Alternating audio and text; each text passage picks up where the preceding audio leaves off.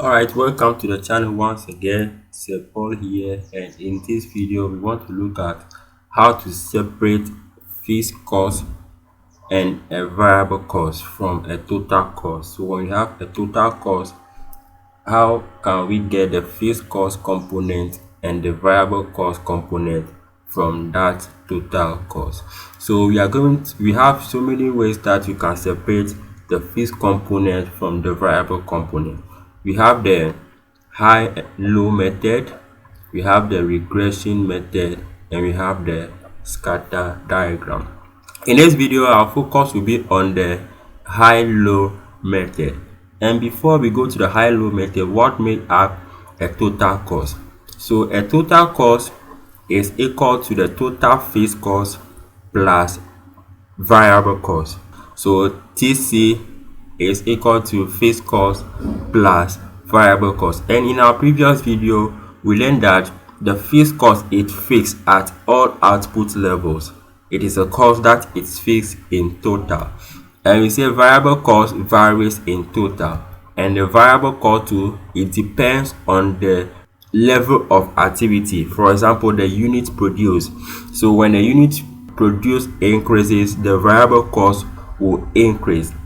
And when the unit produced decreases, the variable cost will also decrease. So we can simply say that the variable cost is equal to the quantity times the cost per unit.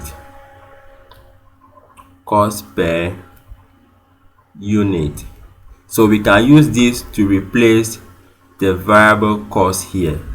So the quantity of the unit produced times the cost per unit will give us the variable cost. And don't forget, the fixed cost is constant at all output levels. Now the high-low method. The high-low method is a method that we use to separate the fixed component from the variable component of a total cost. And when you use the high-low method, that method will give you the cost per unit. The cost per unit. So after getting that, you use it to multiply the quantity so that you will get the total variable cost. And if you're able to get a total variable cost, you just subtract the total variable cost from the total cost in order to get our fixed cost. So let's take an example. Okay, so when we take example of this question, a company has recorded the following costs in the past 6 months. So we have the month, the production unit or the level of activity, and also the total cost. The total cost here is made up of fixed cost and a variable cost, and this is the unit produced. So how can we get the fixed cost here? So we want to try and separate and get the fixed cost and the variable cost that are embedded in this total cost. So we are going to use high-low method. The high-low method will give you the variable cost per unit. So using the high-low method, this is what you're supposed to do. You must get the highest activity level. In this question, the highest activity level here is 44,000, and the lowest activity level is 20,000. Now, after getting the highest activity level and the lowest activity level, you get their associated cost. So the cost associated with the highest activity level is 128,000 Ghana cedis, and that of the lowest activity level is 80,000 Ghana cedis. So to get the variable cost, we are going to find the difference of the cost divided by the difference of the activity level. So the cost, we have the high activity level, which is 128,000 minus the cost of the low activity level, which is 80,000, divided by the unit of the activity level of the high activity level. So 44,000 minus 20,000. So if I do my analysis, this will give me 2 Ghana cedis. 2 Ghana cedis. So the variable cost per unit is what? 2 Ghana cedis. When you're able to get that, then we can get the total variable cost. So this is 2 Ghana cedis per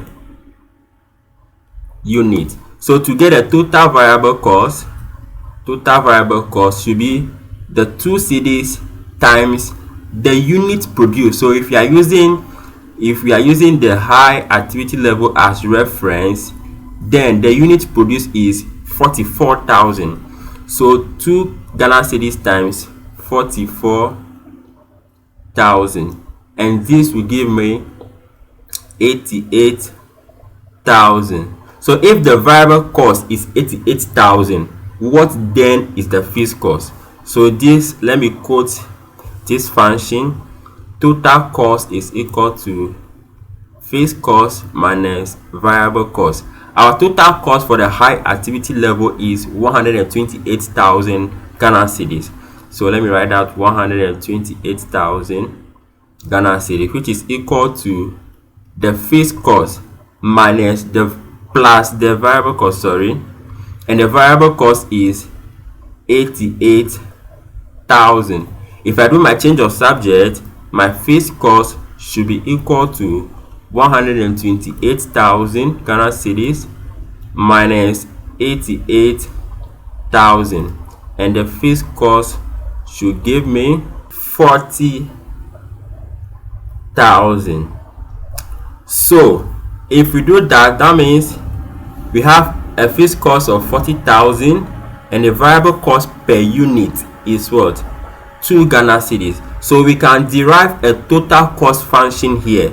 So in deriving the total cost function, the total cost function should be equal to 40,000 plus 2 times quantity. The quantity is the level of activity, the unit produced. So let's use this function and use it on the lowest activity level and see whether we are going to get the same cost. So when we take the lowest activity level, so low activity level, we say the total cost function is equal to 40,000 plus 2 times quantity.